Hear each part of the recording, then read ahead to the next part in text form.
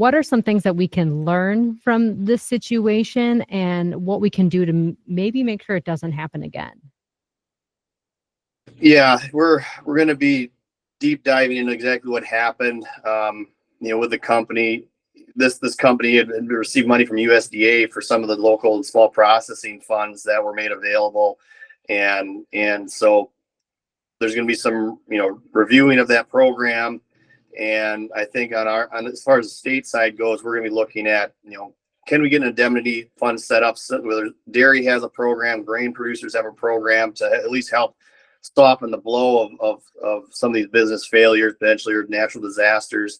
And so, I think building on some of those programs, but designing something specifically for poultry to help, that plant closes, something disaster happens, a company just gone like this, that there is some cushion money to keep the birds fed, keep the birds welfare maintained, and to help cushion the blow financially for these producers, because this could be a farm-ending event for people who are not well established and prepared for it. Right.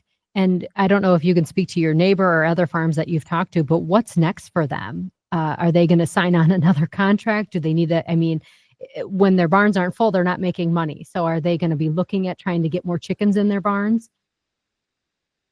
Yeah, it's probably a little too early to tell. I know there are several other integrators or poultry companies out there that potentially could be approached. Best case scenario is that these farmers are able to dissolve the former contract with this company, Pure Poultry, and potentially sign new contracts with other poultry companies. Because yes, like you said, these are massive investments that are just going to be sitting idle.